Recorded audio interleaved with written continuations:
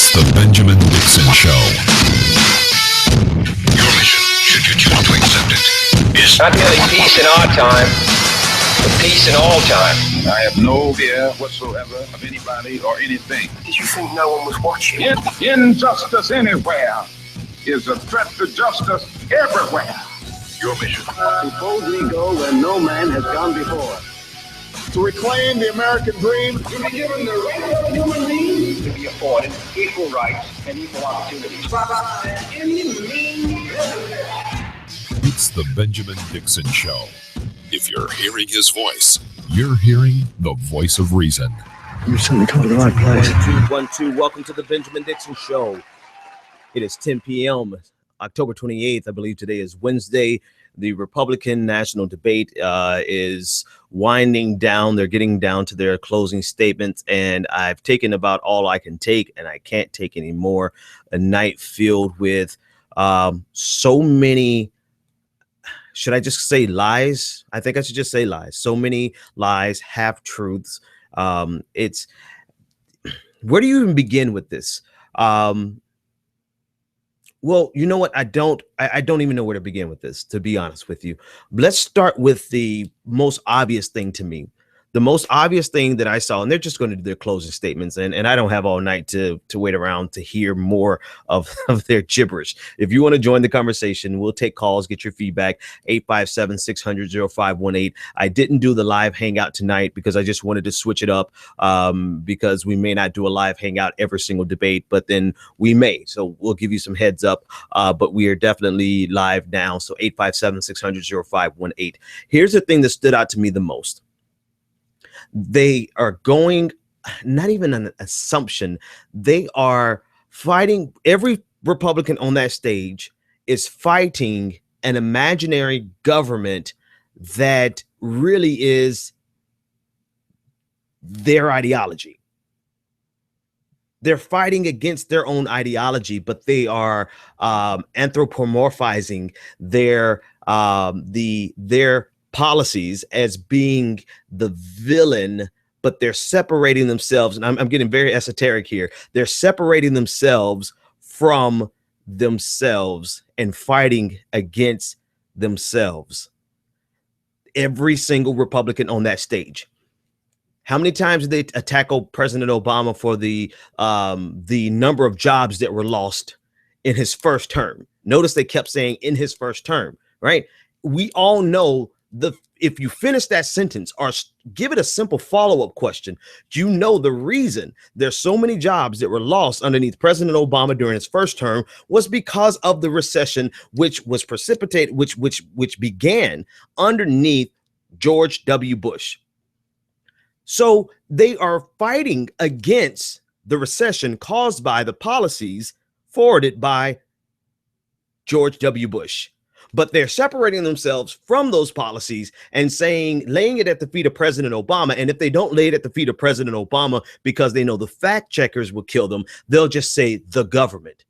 And so they're making this faux enemy of a government that is really their policies. The propaganda is so strong with this one. You can't really break it apart and have it even make sense. The reason, I think Carly Fiorina was talking about no job, stagnant wages for the last 40 years. The reason wages have been stagnant for the last 40 years is because we as an American, as the government, we have put our investment, our tax dollars have gone to subsidize the top 1% in corporations. We have made a concerted effort to invest in capital instead of labor for the last 40 years, yet they are presenting themselves as the viable solution to the problem that they cause. Carly Fiorina said one thing that was right. That is that government creates a problem and then government tries to create a solution for the problem. And that's how she blames, this is how socialism comes in. I would say this is how fascism comes in, because every single Republican on that stage is forwarding propaganda on the level that rivals any fascist regime that you've ever seen. This is the asininity. If I think I made that word up. Hang on, let me Google that. I just said it the other week, and I think I want to check and see if that's even a real word before I keep saying it. But this is the absurdity That I know is a word. This is the absurdity of the Republican Party.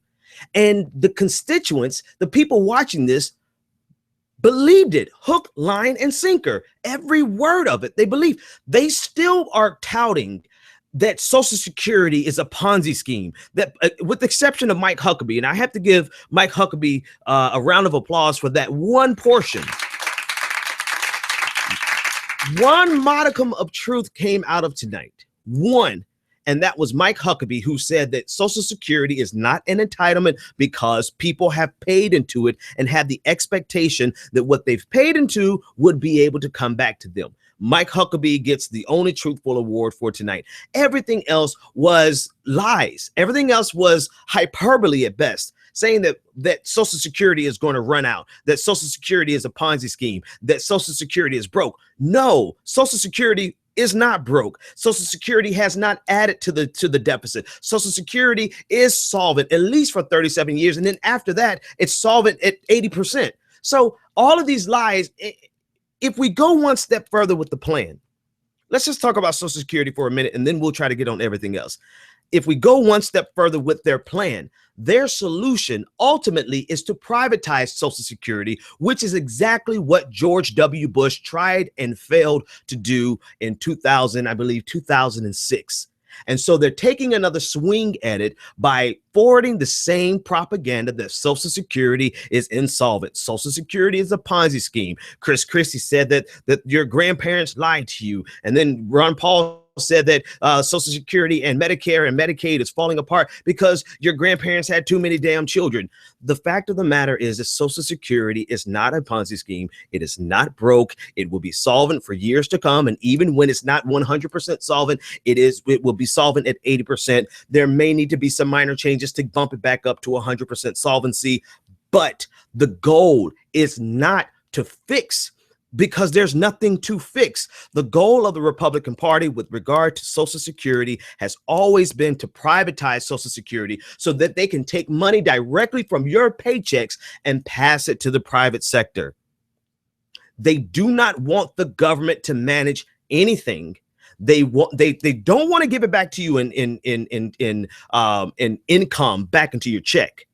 Keep that in mind. They are not going to get rid of Social Security and then get rid of your payroll deductions from which your Social Security is pulled, right? Your Social Security comes out of every single check. So they're not going to get rid of that. What they're going to do is continue that and pass it to the private sector in some type of savings and some type of convoluted plan savings account. That's what their goal is. Their goal is to take, and this is the goal of every Republican idea. It is to take public money and pass it to the private sector. Every Republican idea hinges on that premise. Not for you to get money back, not for you to get huge tax breaks in the middle class, because we're talking about massive amounts of numbers in terms of people. They can give millions of dollars back to the top 1% because there's only a handful. That's why it's 1%. But when we look at the majority of America, so many hundreds, millions, the millions upon millions of us who have money deducted out of our paycheck, we probably would not notice that the government is no longer regulating our Social Security and that it's been passed to a private savings and to the private sector, right? A lot of people would not. I would like to think that they would, but in reality, they would not. And because the numbers are so great, the amount that they can take and pull from the public sector, all of us, and pass it to the private sector is an amazing amount of money. And that is their goal with Social Security. There is nothing broken with Social Security that is not fixable without going nuclear and passing it to the private sector, which is the entire goal of the Republican Party. Now, I want to refer you to an article by Matt Brunick. He goes into this in great detail. I did not have time to do a description. So once I get it, when I get a moment, I will put that link in there and I want you to read it for yourself. Social Security is solvent.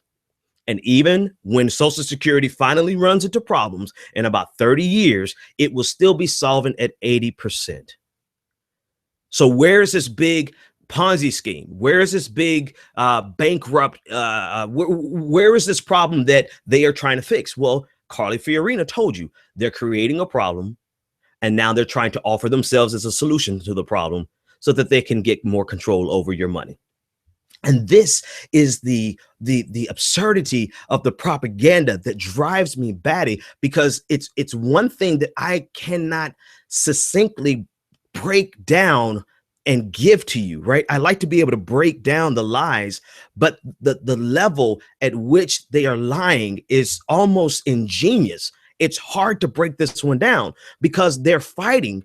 Every one of them are on stage fighting against their own principles, fighting against conservatism, because conservatism is what led to the recession, just like conservatism led to the Great Depression. Trickle-down economics, laissez-faire capitalism will always destroy itself. And so they take conservative ideology. Let me see if I can just wrap this nicely and neatly for you. They take a conservative ideology, which is the problem. They turn it loose on America. It finally destroys itself in the Great Depression and in the Great Recession. And then they come back and say, now we're going to fix the problem that we created. But they don't say that. They say, we're going to fix the problem that our successors rather, created. When in reality, it was their ideology that created it in the first place. And now you have those 10 people on stage fighting so vehemently, so passionately, and so furiously fighting against the problems that they caused. That, my friends, that is the world of propaganda that we live in, and half of America believes this bull. Half of America believes this fantasy. And here's the even more disturbing part. They don't even have to go any further into detail about their convoluted schemes. All they have to say now is, we want to get the economy going again. Listen to the catchphrases. We want to get the economy growing again. We want to cut taxes and stimulate growth, right? Inside of that one phrase is 40 years of propaganda. Cut taxes, stimulate growth. Inside of that one phrase is 40 years worth of propaganda touting trickle-down economics, which has proven to not be successful for the average American. It does great. It does wonders for the top 1%. It does wonders for the CNBC crowd. It does great for corporations, but that has not trickled down to everyone else. If, and this is a big if the wealth that was generated on the back of trickle-down economics actually trickled down, then they would have a winning plan.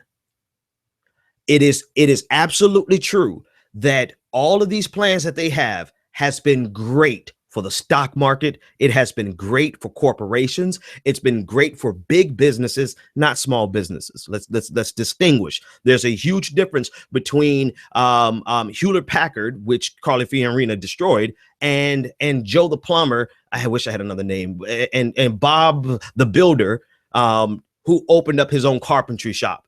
There's a big difference in terms of taxes. There's a big difference in terms of regulation. It's just night and day, right?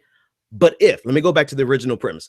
If the wealth that was created by the trickle-down paradigm actually came down and benefited the middle class in the manner in which they said it would, then everything that they are saying on stage tonight would be valid and we would need to support it. But the fact of the matter is, it did create wealth. That wealth stayed at the top. And that, Carly Fiorina, while you're trying to blame this imaginary anthropomorphized version of your conservative ideology, right? You're trying to blame this quote unquote government on stagnant wages. The reality is, the reason wages have been stagnant for, you guessed it, about 40 years, I'd say 35 to 40 years, is because we have taken away our investment in the middle class. Period. End of discussion. And I can just shut down. I'm done. Show over.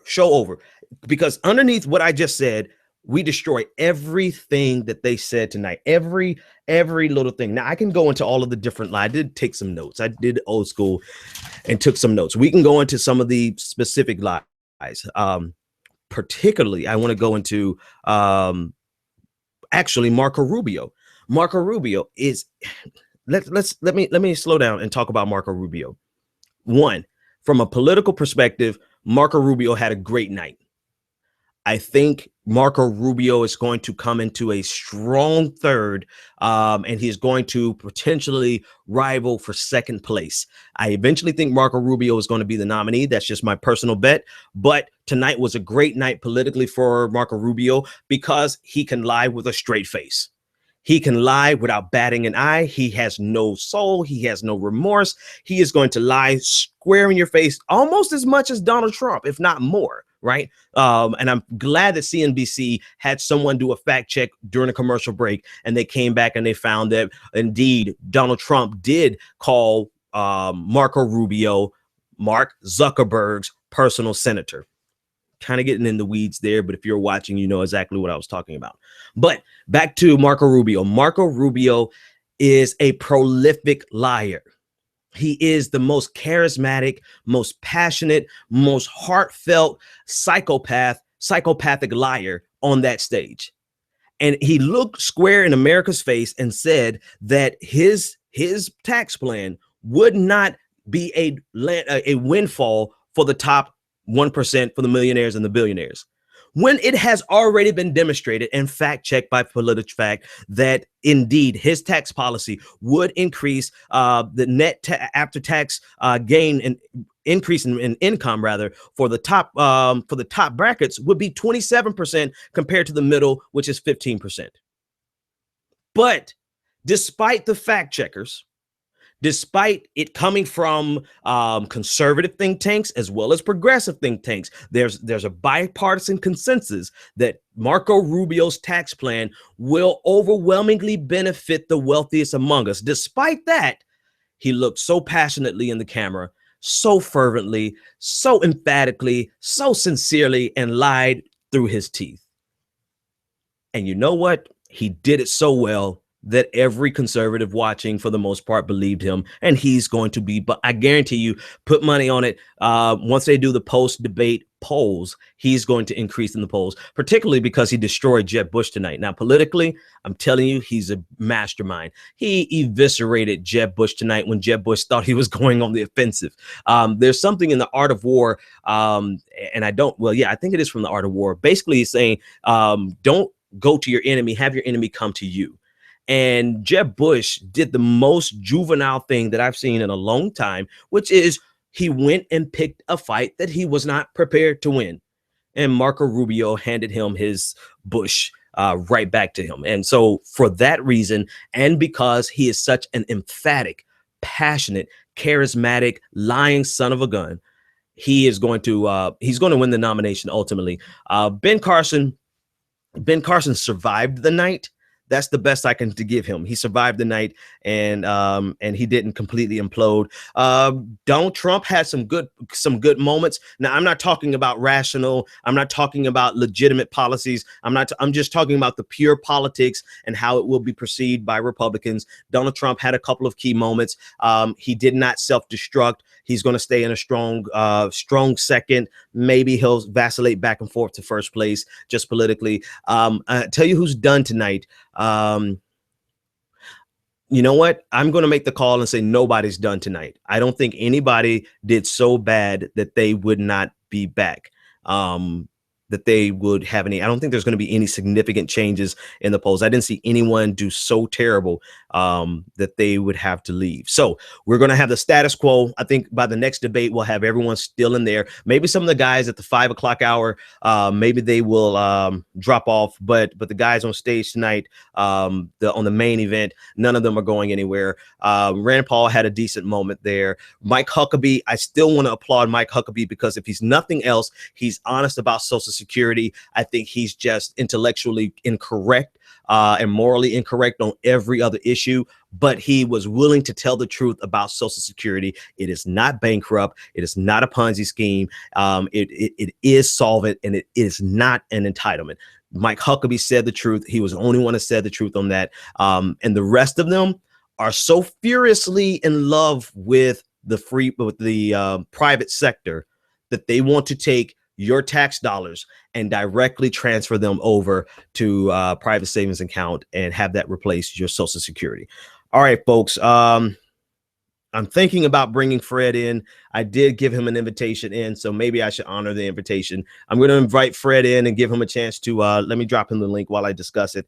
Give him a second to come in here.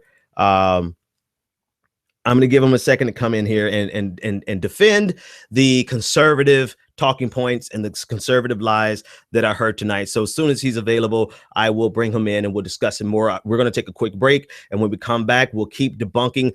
I do have to take a segue and talk about some things that are happening in Ferguson that happened as the debate went on. I have some footage from Ferguson, and I definitely want to talk about that briefly. This is the Benjamin Dixon Show, post-debate analysis. We're up late night with you. Thank you for joining us. We'll be back after this break. Join the conversation, 857-600-0518.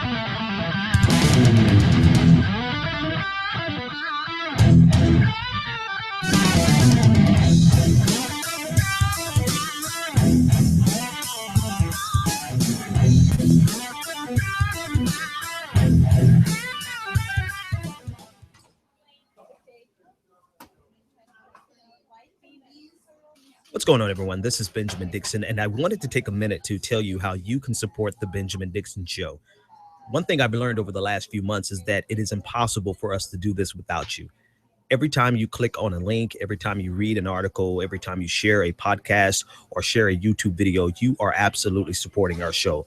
And without you, it's simply impossible. But there's another way you can support us. Go to www.thebenjamindixonshow.com and register for our blog. You will be directly contributing to the success of the Benjamin Dixon Show by registering for our blog.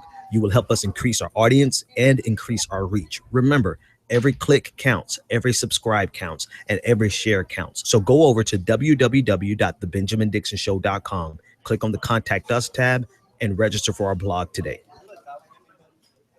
There is a radical, violent revolution taking place in America right now. Figuratively speaking, where we are ripping from the status quo the very notion that they have the right to define the status quo. We are ripping it from them.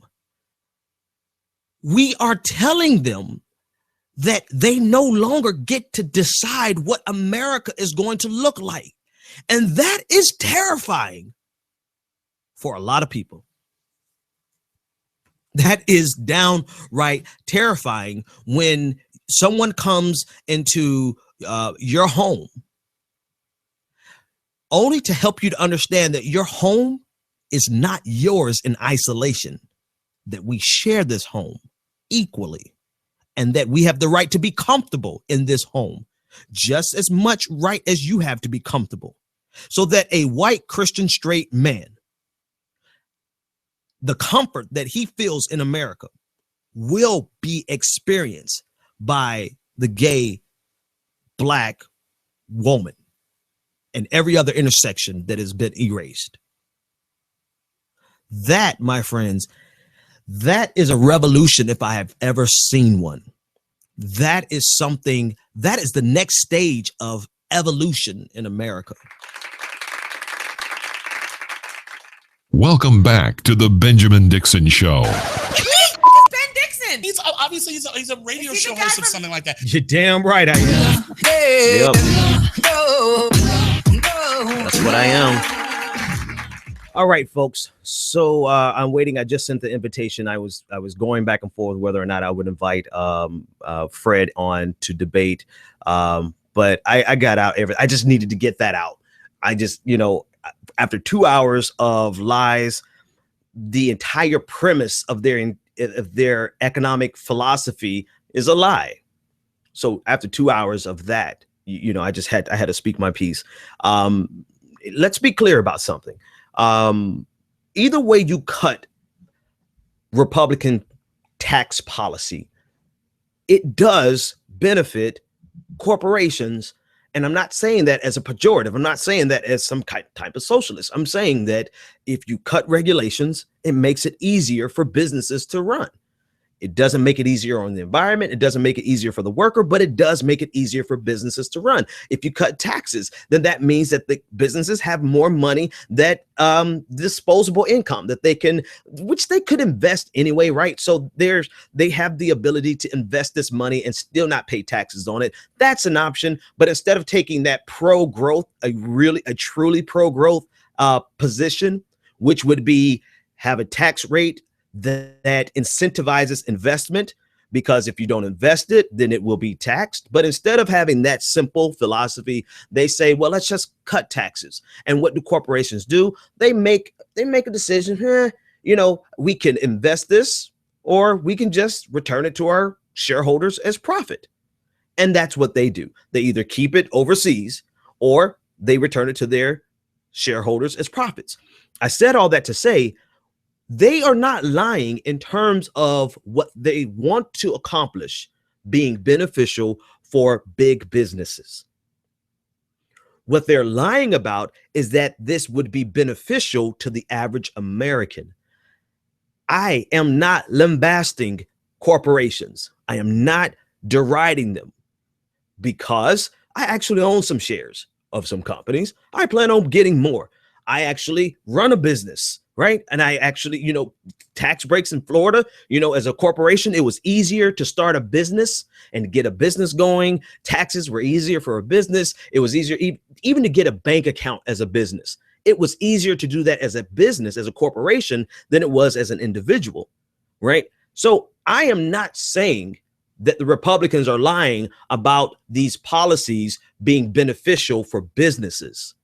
What I'm saying is that they're absolutely lying about these policies being beneficial for the rest of America. And that's the disconnect that I don't think they want to even acknowledge, is that we're not saying that this has to be, and everyone was throwing around Bolshevik this and socialist this and all of these things that they don't even know how to spell, right? They just like to throw around words because it makes those good guys over in terrified. I gotta mute you, Fred. It makes the people over in Kansas terrified, and so they vote against their own best economic interests. I'm not saying that they're lying. What I am saying is that I almost lost my train of thought. I got it back. And then I lost it again. Wait a minute, Fred, you threw me off. 5, 4, 3, 2, 1, and it's coming back to me. I was saying that that the people, they say things. There it is. They say things like socialist, communist, Bolshevik, simply to scare the people in Kansas and the people in the Bible Belt into thinking that if we do anything other than what we're currently doing, it is some type of command economy. It is some type of socialist revolution, when in actuality, all we're saying is that your policies are beneficial to corporations, yes, but they have not been beneficial to the middle class, and they have not been beneficial to the poorest among us in the long run. All right, Fred from Global Talk Radio, let me take you off mute. You may have to turn me down in the background a little bit, Fred, but thank you for joining us. And actually, I don't know if you have control of your mic. I no longer have control over it. Are you there? Here you go. I have control of it now. Fred, how are you today? I'm doing well. How you doing?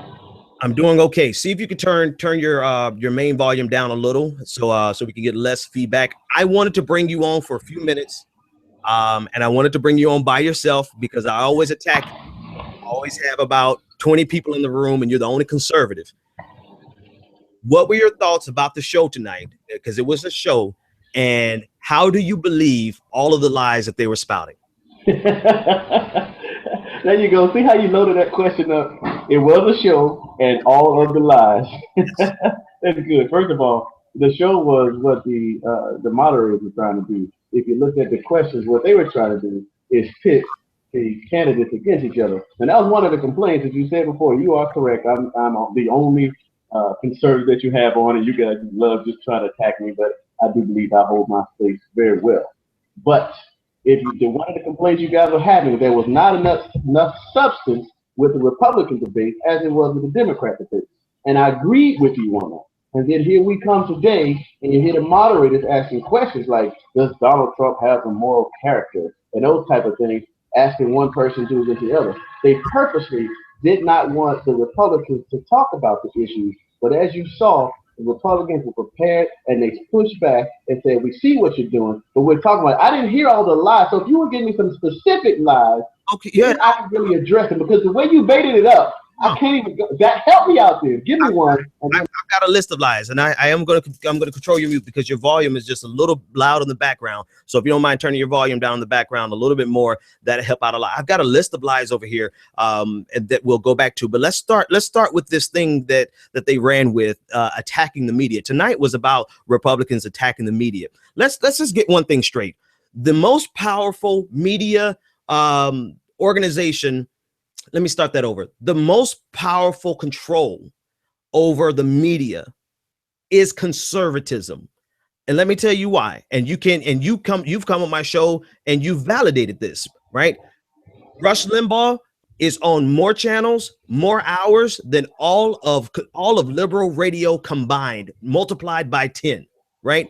Fox News is #1 in cable news, right? So they have a really strong grip on media, relentless hours. So this whole thing tonight about these media being a super PAC for Hillary Clinton, all of that was nothing but great applaud lines, talking points. You cannot sit here and tell me that you honestly believe that the media is controlled by a liberal agenda when so much of the media is completely controlled by Republicans. All right, respond to that.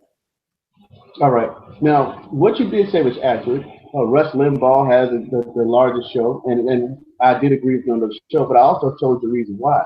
It's because liberals don't pay attention to politics like conservatives do. But let me go to your question, because that's the reason why. But we disagree. In the grand scheme of things, go ahead. I can hear you. I say in the grand scheme of things, the liberal media still has a bigger stronghold over the media as a whole. Yes, with the conservatives do have the radio, but when how I have to mute you because the volume is a little steep there. But how if Republicans and conservatives have hundreds of thousands of hours of airtime with conservative talking points all across America, how can you follow that up and say that the media is controlled by liberals? Listen, I'll let you answer that, but I have a caller on hold and I don't want to let them go. Caller, what is your name, comment, and or question? Yeah, it's Amos, buddy. How are you doing? I was there last time you guys had one of your hangouts. Oh, great. Thanks. Thanks for calling in. What's your question, man? Glad to have you. Yeah, it's just a comment, man. I was watching the Republican debate, and it seems like every time they talk about any kind of debate or any kind of stump speech, these guys talk about how bad government is and how inept government is. But the thing is, these people are government people. Exactly. If they don't like how the government works, why are they taking government jobs? These guys are senators, they're representatives, they're governors. Them talking about how bad government is, they are government, and them not doing anything about it makes them extremely hypocritical. If they don't like it, then they should basically not work there. They can work in the private sector and get their private sector jobs if that's what they want. Even worse than that. Let me extend your argument. If they really hate the government as much as if they hate the results that the government is giving, how can they do so when it's their ideas and they are the ones who've been in office, career politicians? The Bush family goes back to 1950s in terms of public office. How can they blame something that they created and fight against the very thing that they created? That's my question.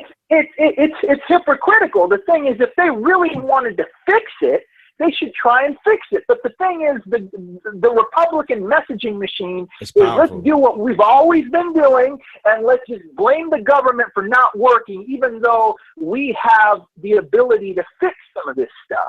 Absolutely. The whole thing is just to stay the status quo and just continue to say the government doesn't work.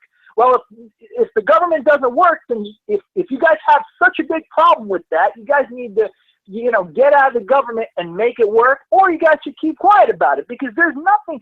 The American people understand this. Yeah. The American people understand this. During the government shutdown, there was a representative from Texas, and he was blaming somebody from one of the public parks in Washington, D.C. Yeah. And somebody said, you know, the reason this is happening is because the government shut down because the Congress can't set a budget. That was somebody that actually sat there. So people understand this, but I just see this as heavily hypocritical. And I'm getting sick and tired of every time the Republicans talk about something, every single stump speech.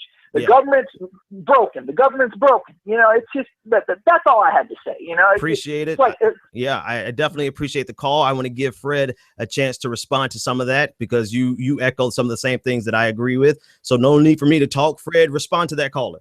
Yeah, I think the caller was completely wrong on a lot of things. We talked about if they don't like it, then why they're part of the government. But he didn't. He failed to mention that Ben Carson, Carlos Fiorina, and Donald Trump, neither one of those have ever held government office, and they're talking about reducing the government. So we can throw out all that he just said about these other guys. Let me push back on that because even though they may not have served in office, they are forwarding the same exact ideas, almost every dot and every tittle, if I could use religious terminology. They are forwarding the same exact ideas of every other conservative that has ever served in office, at least in the last 40 years. So they may not have been in office, but if you're carrying the same exact ideas as the previous politicians, how can you complain about government? Because here's the difference. And I agree with what you guys said. They have been giving the ideas, and Carlos Fiona said it today as well. We've been talking about these things for decades, but nothing's been done. So the ideas that Republicans are saying are great. It's just that we haven't had anyone to actually get it done. So they're saying the ideas because the ideas are right. Now, hopefully, we can get one in that's actually going to do it. And I got to push back on that, Fred. Fred, I wanted you one-on-one so I can hold you accountable. And we good. I like it. Right here's my problem with that. What policies do you want to get done? Tax policies that were not already hit by Ronald Reagan in 1981 and 1986, where he cut taxes tremendously. He cut taxes so low he had to raise taxes back. He cut taxes so low and increased spending so much that we tripled the deficit. I don't know. Wait, I don't want to misspeak, but I think we doubled the deficit underneath Ronald Reagan, and the debt exploded underneath Ronald Reagan. What tax policy further do we need to accomplish that was not already done by Ronald Reagan? All right, here's one. Marco Rubio spoke to it, and this was trying to get done under the second Bush. They offered the possibility or the option for people to take part of their Social Security money, 4%, and invest it in their private companies if they wanted to help offset the problems that they're going to have. And when you come to taxes, that is an issue because the government is what causes the problems of people in the amount of the taxes. When you tax people, you tell where they can live, what kind of cars they can buy, what kind of clothes they can wear, what kind of food they can eat, when they can retire, what kind of health care. So part of that would offset that by allowing people to invest their money and then cut the taxes, like if your current President Barack Obama, who increased almost double the capital gains tax, claiming it's going to help the poor, when you understand that people that invest in IRAs and 401ks, regular working folks, use those capital gains to help go and support them when it comes to their retirement income. They actually hurt that. So Fred, you cut the taxes. Fred, you're all over the place. And I'm not going to chase each of them. And matter of fact, I'm gonna let what you say sit because I'm gonna come back and address it. I want to take this caller. Caller, what is your name, comment, and or question? Hey, Ben, Michael Salamone, longtime listener, first-time caller. Michael, welcome aboard. Thanks so much for the call. Question for your conservative guest, because I was blown away that I actually agreed with Donald Trump on something tonight. Okay. When he railed against super PACs. Mm-hmm. Yet the rest of those candidates were mum. Stayed silent after Trump said the truth that our candidate, Bernie Sanders, talks a lot about, that, as Trump said, super PACs are destroying democracy. I'd love to hear another conservative's opinion on that, and I'll take the answer offline so I can turn my volume up. Michael, appreciate the phone call. Fred, I'm not going to forget everything that you just said about Social Security, but I want you to address what Michael's question. Super PACs, Donald Trump agrees 100% with Bernie Sanders. He'll never admit it, but super PACs are a huge problem. Nobody else said anything about it. What's your take on it?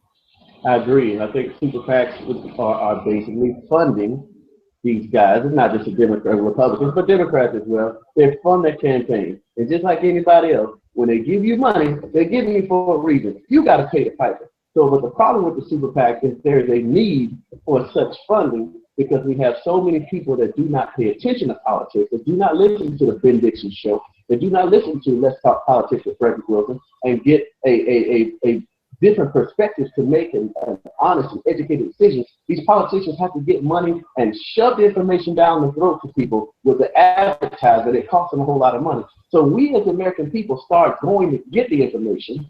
It would reduce the super PACs. I don't like them. I agree with the call. Let me ask you this. If you believe everything that you just said, how do you handle the fact that every other major candidate on your side of the aisle 100% supports super PACs and we're completely silent on this very real problem that you just spoke so prolifically about? Doesn't that make you nervous? Doesn't that make you at least think that perhaps the Republicans may be benefiting from these, because it is documented they are benefiting more from the super PACs. Democrats do get some money from super PACs, but not even magnitudes of order less than what the Republicans are getting. What does that tell you about the character of your candidates? Okay, now you set that up nicely, but let me flip it back on you. I said it could lead to that. Now, I don't like the super PAC. It does say that they need to pay the piper. So I don't like it.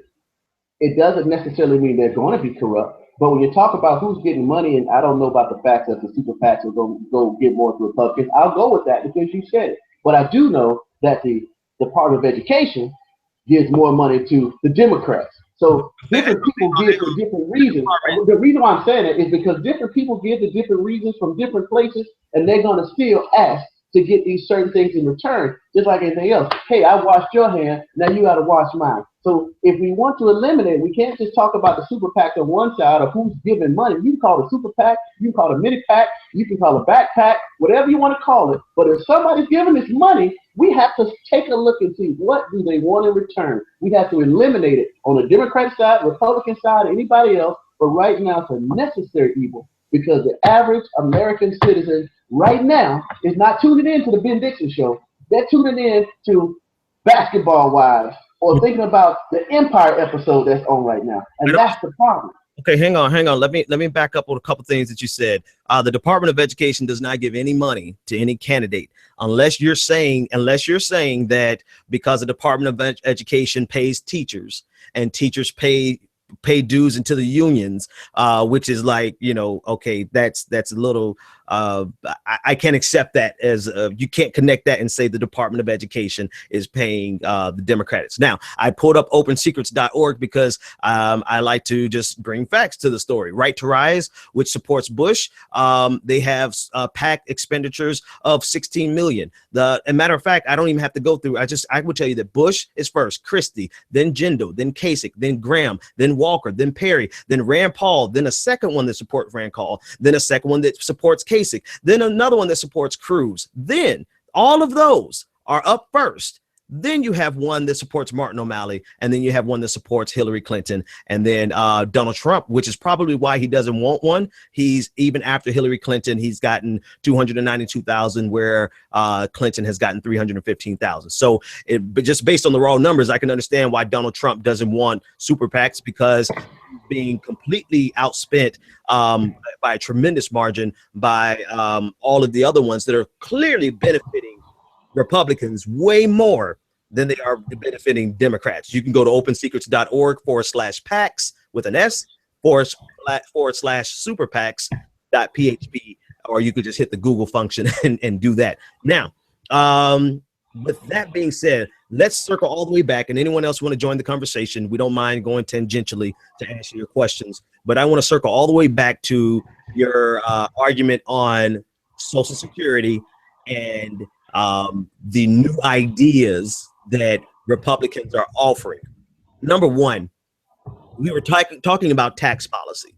And so unless you're talking about the method in which we extract Social Security through our payroll taxes, through our checks, right? We take it out of our checks. So unless you're referring to that as a tax policy, I really, it's really two different things, right? We may extract it as a tax, but we implement it as a separate program. When we talk about tax, we're really talking about income taxes, right? Which is totally separate than what we give in terms of Social Security. So in terms of income taxes, which is what they were talking about tonight, what new idea do Republicans have that is different than what Ronald Reagan? I mean, they have one idea for it, and that's cut taxes. We already went to 26% underneath Reagan, and it was too low. We had to raise it. So what's the new idea that we can't implement on the Republican side? All right. The difference was what you said. Now, again, taxes.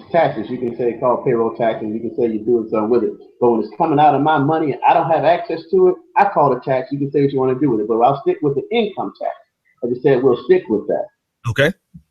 The difference, we had Ben Carson talking about a flat tax. That's not necessarily new, but you don't necessarily need new. You need to do a new idea. What you necessarily need is an idea that works, because we have always had a progressive tax system. We haven't had a flat tax.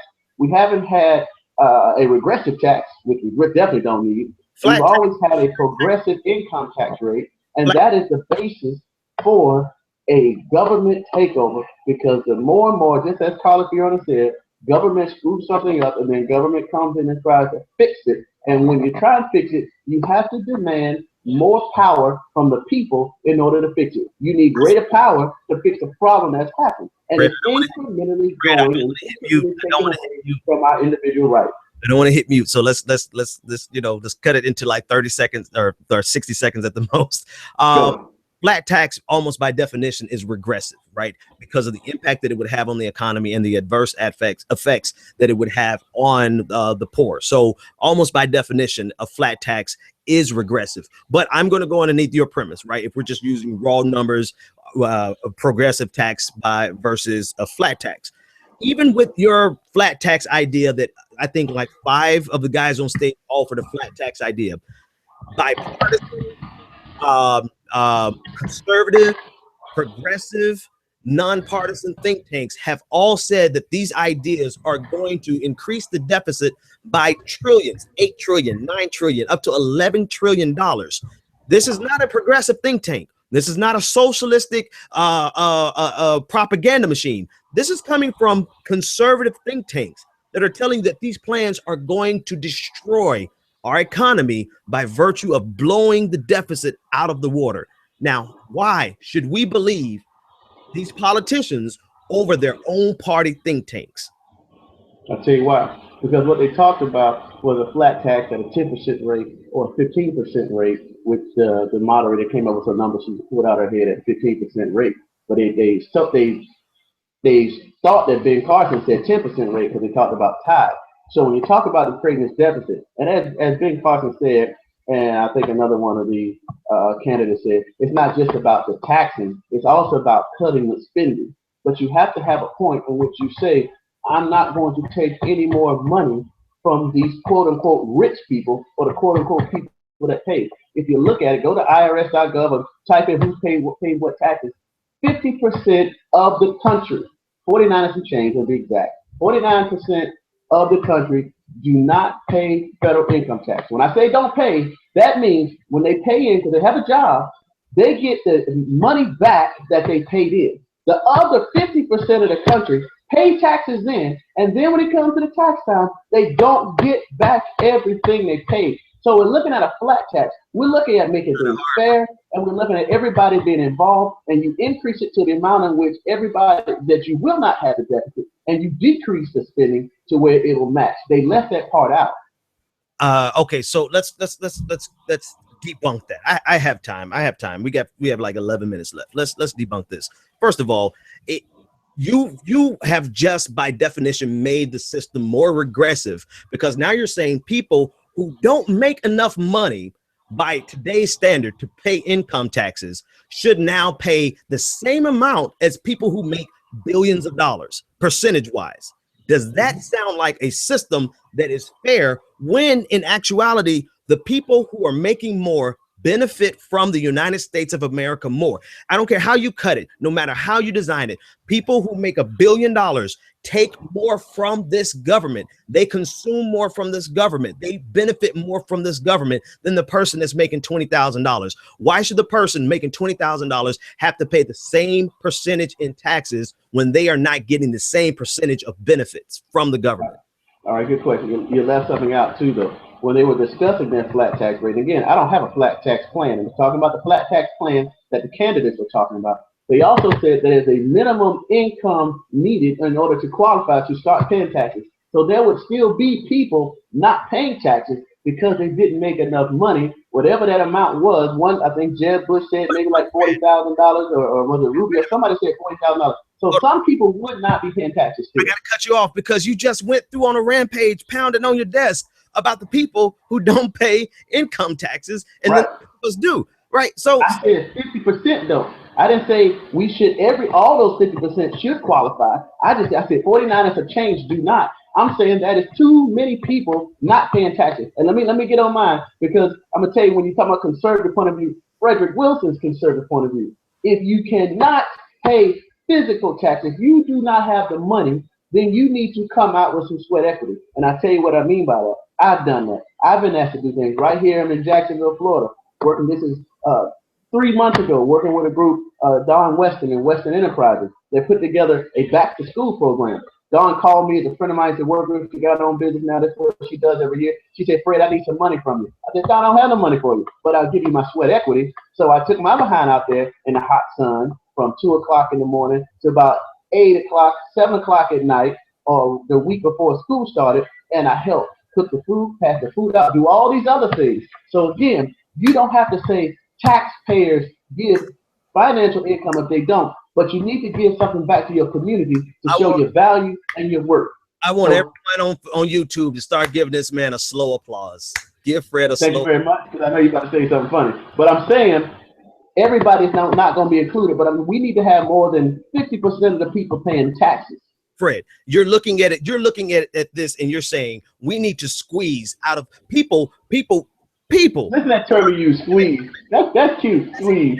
That is exactly what it is. People who are already working 40 hours a week just to make $20,000 a year. You're saying now we need to put them to work even more because we're not getting enough out of them. Fred, I think you have this. You really have. No, that's not what I said. No, you just said they're not able to pay into the system, into the tax system. So now they need to pay in with sweat equity. So they may not be able to put in cash, but they can put in more labor. Is that essentially what you said?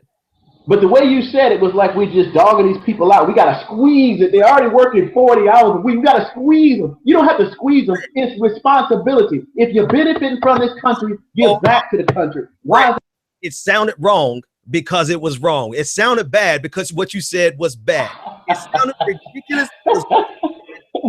Ridiculous. If a person working 40 hours a week, making $20,000 a year, you're saying that because they can't make it, they don't make enough to pay taxes, that now we need to put another, 8 hours a month, 8 hours, whatever it is, on top of their labor because they're not making enough to give taxes. Whereas a person who's working the same 40 hours a week, driving on the same roads that you're driving on, using the same electricity, using the same public facilities, using the same infrastructure. That's what I'm trying to get out.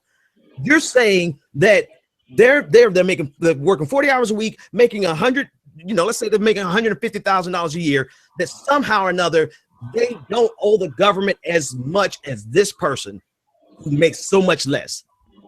And I know what I just said was convoluted, so let me say it better. What I'm saying is your idea, your paradigm, simply put, puts an undue burden on people because it's punitive. It punishes people for making less when the system is already punishing them for making less. They're making $20,000 a year, and you're saying that they need to give us more labor, but they're working 40 hours a week when somebody is making $20,000 a day. Come on, Fred. Do you honestly think that that is equitable? All right.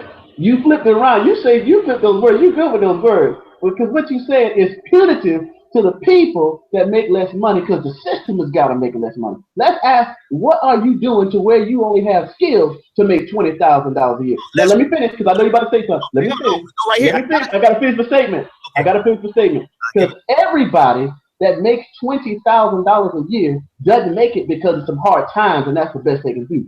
Some people just didn't do what it takes to get some better skills. Some people just decided that $20,000 skills is all they want to make. So I'm saying, hang on. Let me jump in there. Your focus is on, and this is the problem with conservatism across the board. You look, it really is. It sincerely is. You look at this case model that you have in your head of the person who's just lazy and the person who didn't do good in school, and that's the person who's working for $20,000 a year, and you're making a punitive system which is going to hurt the person that actually graduated from college and is actually working very hard, and all they're making is $20,000 a year. So you're taking this archetype image in your head of a bad person. Yes, that's exactly what you just did, Fred, because you said that some people, well, you're building a system that's punishing all because of that some people that's in your head. And what I'm telling you is that the truth of the matter is there are a lot of people who are educated, who are working 40 hours a week and that maybe make $30,000 a year. And you've created, I know about that punishes them. Now, listen, take your front runner, your second place runner now, who was born into wealth, so much so that his dad gave him a small loan of $1 million. Now, Fred, you, me, anybody else listening, if we got a small loan of $1 million, who could not flip that and turn that into 1.5 million at least, turn that into 2 million later on, turn that into 10 million over time? What I'm saying is that there are people in America who are born into this, who are simply handed this, and you want to make a system that punishes the people who were born with nothing and they stayed with nothing, because poverty begets poverty while capital begets capital. There's a difference in your terminology. I don't see working to help your community as a punishment. If you cannot give in taxes to maintain the roads and the streets and all that, I say, if you're going to be a part of a society, a part of a system, a part of an environment, then you need to be of a benefit to it. Wait, let me finish now, because what you're saying, you're using punishment on the people that don't pay, but you haven't said you're punishing the people that have decided to go to school or whatever, start a business and make the right choices, got lucky, whatever's going to be, and successful. And you're saying now, I'm going to punish you by taking more of your money. I'm the government. I have determined that you don't need that much money in your pocket, and we need it to give it to somebody else. What we are saying is this, is that if we want a middle class in America, then we cannot allow the people who are already born into this, the people who already have capital, the people who already have wealth, and that wealth just amalgamates at the top. It just accumulates and continues to accumulate. We cannot allow 100% of that to accumulate, because it will self-destruct. It has done so in the past. It did so recently in the Great Recession. It will do so again, because these people who you guys fear as socialists are really capitalists who don't want socialism. And so what they do is they give us just enough to have a middle class dream. There is not a Democrat, not even Bernie Sanders is a socialist communist in your worst fears, the way you guys promote them. All they're saying is that if we want a stable society, then we are going to have to build a middle class, because a middle class is not a natural occurring phenomenon. Now, before I get off into my economics, political philosophy course, I want to use you as a specific example. Fred, I believe you whatever you do for a living, I'm not going to put it on blast because I don't know if you want it out there, but you work about 40 hours a week, right? 40 to 50 hours a week. On one job. So you like me, you work about 60 hours a week, maybe to 70, depending on what week it is. Okay, now, Fred, if you're like me, then you make just enough to owe the government money at the end of the year, so you're probably paying a tax bill every month, right? Correct. Okay, let's knock it down. Let's knock it down just enough for you to get a refund, right? Just enough for you to get a refund. Now you are no longer paying into the government, and maybe, just maybe, we cut you down from 70 hours a week to the average 40 hours a week. So would it be a fair estimate to say if all you did was work your 40 hours a week, that you would probably get a refund? Yeah, but I wouldn't be able to live the life I live. Okay. I want more, so I work harder. Yeah, so does everybody else. Everybody give them a slow applause. Not everybody does. Not everybody does. Fair enough. I give you that. Now, What I'm saying to you is after you work that 40 hours a week or even 50 hours a week and you get that refund, do you feel that it is fair for the government to come in and say, now because you couldn't pay the government any tax dollars, never mind the fact that you paid them your labor, right? Because the system doesn't work without labor. Never mind the fact that you consumed because the system doesn't work without consumption. Never mind the fact that you paid rent because the system does not work without rent, right? Right. Mind all that. Because you couldn't pay income taxes, you need now to give us another 8 hours, 10 hours on a monthly basis. Let's just round it nice and even. 10 hours on a monthly basis because you don't make enough. Do you feel that that is fair? Do you feel that that's not regressive and punitive? No, I don't. And I'll tell you why. I feel that we all need to give back to our society because I don't make as much money as somebody else. If I'm not paying in taxes, then what do I do? Do I just say, I'm going to work let me finish now. Let me finish. I'm going to work my 40 hours a week. Fred is going to work his 60, 70 hours a week, and he's going to pay more in taxes. But I'm not going to go get a second job, or I'm not going to go get any more skills. I'm going to let him pay the taxes. I'm going to keep my 40 hours and get a tax return, and I'm going to be chilling. But Fred and anybody else that does more, they need to pay more because they have decided to do more. So I'm saying, as a man in a society, you need to carry your load. If you can't give the money, then you give the sweat equity. And you said, and you loaded the question up when you said, because I can't pay taxes. If I wanted to give them some tax money, then I could. The government will take money. Anytime you want to give the government some tax money, you agree with that. They will take your tax money. You don't have to wait for them to say, give it to them. I want you to be clear when I say that you couldn't pay taxes is in the sense that you don't make enough money to hit that income bracket. But let me just tell you what you just described me, Fred, and I think we'll close out this. And I'll try my best to give you the last word, so long as you don't say anything completely asinine, right? Really? I'll do my best. I don't want to be a liar. But just described to me, Fred, is a sharecropping mentality. You have a sharecropping mentality in the sense that you are a cog in the machine that is going to not only give them your entire life's labor, but you're going to give them your entire life's consumption, which is not going to leave you anything to leave to your children. So now not only are you a sharecropper in the system, your children are going to be sharecroppers in the system. And I'm not talking about you specifically. I'm talking about this ideal world that you created. You created a system where people give their entire life worth of labor, which creates the system, which sustains the system. There are no corporations without labor, right? So you've given the government your life's labor. And now you've also given the government your life's consumption. Everything that you work for, you consume because you don't make enough money to save. But now you turn that over to the government too. You turn that over to the free market too. So now they got your labor and they got your life of consumption. And now you don't have any capital to pass down. And so your child is born in the same vicious cycle that you're born into. All because you just feel like the solution is working harder. No, you misunderstood me. I don't think I did, Fred. I think I Let me clarify. Maybe I misspoke. Let me get a clarification here. Okay. I don't say you give the government your whole life. What I'm saying is reduce taxes. That puts more money in your pocket when you're talking about giving to your kids. How can you give to the kids if the government keeps raising the taxes for people that are making more money? I don't have a second job and do these other things I do so I can pay more taxes to the government. I have these other things that I do because I want more for me and mine. Let me finish this part now. Now, man, hold on. I don't know if I like your tone of your voice, brother. If you're my boy, go for it. Yeah, that's good. But when it comes to the other aspect, the cog and the rung and all that stuff, if everybody, if the rich, the quote unquote rich, the people that pay taxes could pay a little less, and the people that don't pay taxes, we could include some more people, not everybody, but some more people to pay it or give that equity. I think that everybody would benefit and have more money because one, we reduce the size of government. Two, it's going to put more money in your pocket for your kids because you're paying less taxes.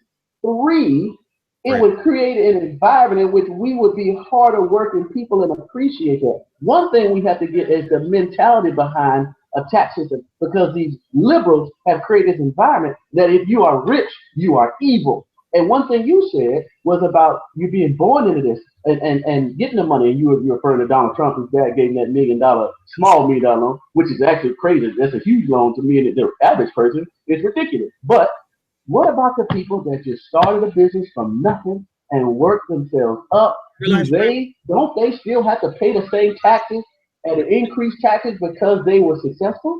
Let me tell you something. The more and more I live, and the more and more I work in corporate America, and the more I see how capital is doled out and how businesses actually make money, the more and more I look at Mark Zuckerberg and I look at Bill Gates, the more and more I realize there are no bootstrap to riches stories. It's really about, I knew somebody, my parents knew somebody. I went to a school, my professor knew somebody. I went to Harvard, my professors introduced me to this capitalist, to this I can't think of the word right now. But it's really fewer and fewer stories of a person who started a business in their garage and made it on their own. Right. So I don't want us to go off into this paradigm of the American dream, when in reality, the American dream is not what it has been sold to us to be. But I want to back up. I want to back up and address something that you said that I think is a fundamental flaw in your entire thinking, and the flaw in conservative thinking in general, especially middle class conservatives. Here's the thing. You say if we bring down taxes on the millionaires, and raise taxes a little bit on the people at the bottom, get them involved a little bit more. Now the quote unquote rich, not the millionaires, but the quote unquote rich, the people that's paying taxes. Them. Everybody pays taxes. That's me. Okay, yeah. Okay, so bring down taxes on everybody else. Okay, yeah. Let's forget about the people at the bottom. Let's talk about the middle class versus the wealthy. Mm-hmm. So if I cut your taxes 100%. Fred, you don't pay any more taxes, right? If I guess your income bracket right, you may take home an extra $15,000, maybe $20,000 a year if you just paid no taxes whatsoever. Is that a fair guesstimate? Yes. Okay. Now, I don't know about you, and I don't know about Jacksonville anymore, but where I'm from, that extra $15,000 would be helpful, but it would not be game changing. It would not be the difference between me sending my kids to college. Well, yeah, college. I have long enough time to invest, but it would not be the difference between me being able to live this American fantasy dream. Whereas you're saying if we cut that same percentage on millionaires, that same percentage cut on millionaires becomes a windfall for them. It becomes an exorbitant amount of money that, watch this, if they turned around and invested in the economy, then maybe it would create new jobs, right? If they turned around and invested in their own business, maybe it would create new jobs. But they have set the precedent that they are not going to do that. Even after the financial crisis, even after trillions of dollars was poured into them, they sat on that money because they have no incentive to invest unless it's just a great opportunity to make a lot of money, right? So what I'm saying is, you have half the equation right only for the wealthiest. The half of the equation that's right is that if you cut taxes for them, they will have more money to spend. The other side of that equation has not come to fruition, not from Ronald Reagan, not from George H.W. Bush, not from George W. Bush. They are not spending so much that it's creating wealth that trickles down. And I know you don't like that jargon, but that's essentially the premise, is that if we cut taxes on them, that it's going to stimulate the economy. And the truth of the matter is, it has not stimulated the economy through investments as much as it stimulated the economy in the sense that they have more that they can consume. And so all I'm saying is, no, millionaires and billionaires are not evil. Right? I'm not going to be evil whenever I become a millionaire. And that's what they sell all of us on, right? We're all going to be millionaires one day. They're not necessarily evil. But what I'm saying is that this paradigm is only half true. It does create more wealth, but that wealth has never trickled down. And so are we going to take this entire tax structure, which is here to benefit all of America, not just any one segment, but all of America? Are we going to continue a tax paradigm that is only going to benefit the wealthiest in the sense of in every tangible metric? I don't even want to go through all the different metrics, but particularly wage stagnation in the middle class versus an explosion in wages in the upper classes. So what I'm saying is, we as a collective body politic can make this decision and say, listen, we want this to work for everybody. And based on all of these years of research, of tangible data, we see that when we tax the wealthiest a little bit higher, then it helps create a middle class for so many reasons that I don't have time to go into. I've given all I've got right now, Fred. I do think you can get the last word. All right. You said some good stuff, and I can appreciate when you talk about the wealthy will benefit from that. But I'm talking about inclusion of more people. The problem is that it's not a tax problem, as one of the politicians said. We have not enough people paying taxes. So we can look at it from not just who's paying taxes and who can, but why is it that we have so many people that cannot afford to pay taxes? And when you flip it, when you talk about, earlier you talked about Ronald Reagan, you said he lowered the tax rate and put the deficit and the debt. Absolutely. The question is then, what was going on with the economy to where people voted Ronald Reagan in to lower the taxes? You know, Jimmy Carter had it so screwed up, 23% interest rate, 29% interest rate, gas lines, you can't get gas to just every other day to put it on your car tag. This is what Jimmy Carter, the big Democrat, had. So something had to be going wrong for Ronald Reagan to be put in office and talk about these reducing taxes and make these big tax cuts. He had a 72% margin, dropped it down to 27. Yeah, we went some debt and all those other things you said. I agree with that. But maybe we need to find some kind of middle ground, because I do understand what you're talking about is that the rich, they're not going to be affected, super rich. They're going to have some extra money in pockets, not going to change their lifestyle. Like if Oprah Winfrey, she made another $10 million. What's they going to do for her? She does everything she wants to do. So I agree with you that. We need to find some kind of middle ground in which more people are going to pay taxes, or more people are going to be involved in the community, in the system, to where you can see that they're giving something as opposed to sitting back with the perspective or with the mindset that this government owes me something, and that these evil rich people, just think about you. You got a book out. You got a pretty darn good book out. I don't agree with everything you said, but it's a pretty darn good book. I ain't trying to plug you and stroke your ego. So like you tell everybody, give Ben Dixon a slow clap. But you have a potential to make a lot of money. Now, what that means, once you do that, you're going to be switched over from these quote-unquote liberals. You're now going to be the evil rich guy because you make so much money. That's what they're going to do to you. I guarantee it. I pray that you make a lot of money, and you will see what I'm talking about. I tell you how I would be evil. I would be evil if I change my narrative and start saying that I pulled myself up by my bootstraps. Now, granted, I work more hours than most people would ever imagine, but I do know that my opportunities came as a result of some people, some key people helping me out. But if I change my narrative and say, all you got to do is pull yourself up by your bootstrap, then I would be an evil son of a gun, because I would just be lying. And that's only half of the story. But let me do this, Fred, before we go. I like to read the comments at the end of the night. Okay. I want to read, and I'm going to place you on mute real quick because I got a lot of feedback, but I will let you answer some of these because they're directly they're directed towards you. Howdy Dude It. Yeah, I think that's close enough. Says, stop wasting your time with this guy. If you work more than 40 hours a week, you deserve a living wage. Raising taxes on the middle class is crazy, but if you make millions, you should be taxed a little bit more. I make $60K a year, and if you raise the tax on someone that makes $6 million by 1%, that is my entire salary. That 1% tax hurts me more than it does them. I'm not saying tax them at 90%, but maybe 45% at the highest tax break for billionaires. I think that's pretty reasonable, but let me just say this. I'm not wasting my time with Fred because no, I don't think I'm wasting time. I think these are conversations that people, something happens on YouTube at a certain time of night where I think they clear their servers, and because it happened to me last night, but I have to talk to Google because the room is anyway. Okay. Mental note. So it's not wasting our time. I think these are conversations that we should start having. And I think very useful conversations because I can agree to this. I don't believe corporations are CEOs and millionaires and billionaires are evil. I don't. I believe that they make good business decisions because that's what they're paid to do. I just don't believe that every business decision is in the best interest of the average American, which I agree with that.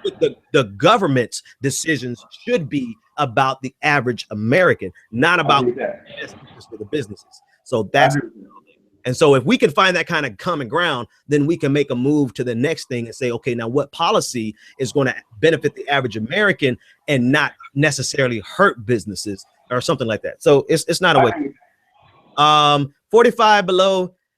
I'm gonna defend you on this one. He said, "Bro isn't making the state of Florida look intelligent at the moment." I think Fred is a good representative of conservatism. I think Fred is wrong. I think you're wrong most of the time, but I think you're a great representative of conservatism. Unless you want to say something to that. I would like to hear what because I haven't heard him say a word, and I would like to find out what did he think I said that was not intelligent. I'd like to challenge him on that. I thought I smelled that coming. That sounds like a challenge. So I love to debate. 45 and below. We probably see eye to eye, but if you want to challenge Fred, let me know and I'll host it. Kate Realist said that I must be a socialist. Well, thank you. I appreciate that. Todd, Fred, stop hitting the desk. I was laughing too hard. But I want to read this one from Todd. Todd said, Ben Carson showed a brief glimpse of sanity when he admitted that there may be such a thing as too much profit regarding the drug prices. I think we can all agree. I think we can all agree there. Okay, man. I think that's pretty much it. I have a lot of comments here from Davin, and I can't really parse them all real quick. Then with the ether, I don't really see. Okay, but thanks for everyone who's watching. Thanks for everyone who's listening live to the radio show. Fred, thanks for coming in. We went over time, so I appreciate your time, and you're more than welcome anytime on my show. And actually, I'll put a general invitation out. I want to hear from more conservatives so that we can debate. I want to hear from libertarians so that we can debate. I want to hear from Hillary Clinton supporters so we can debate, because I don't necessarily agree with Hillary Clinton on a lot of things. And so me and Fred, we go way back, but I'd be more than happy to have you if you can defend your position and you can do it succinctly. I would love to have you on the show. So you know how to get up with me at the BPD show on Twitter. Fred, go ahead and plug your show that's on Monday night.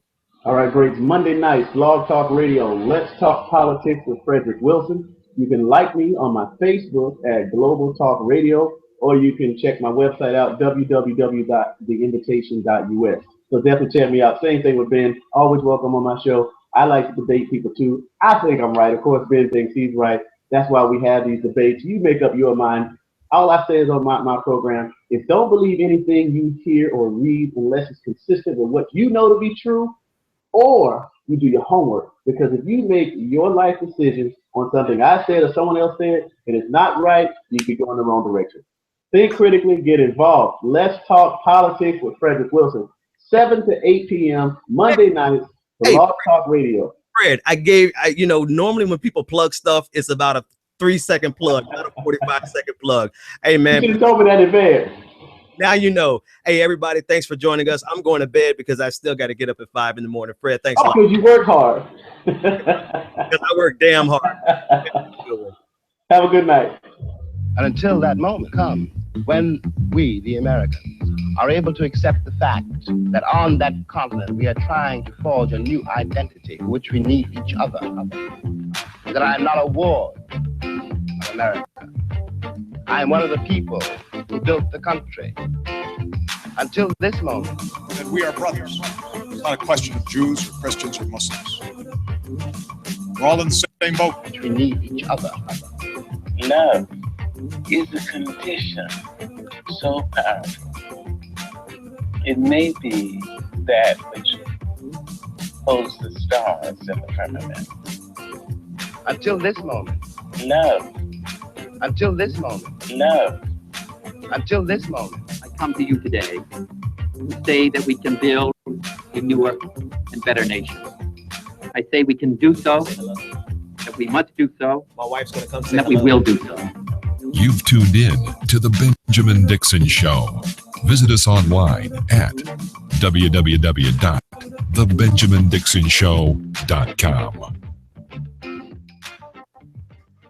My wife was supposed to come and say hello, but oh my God, who the hell cares?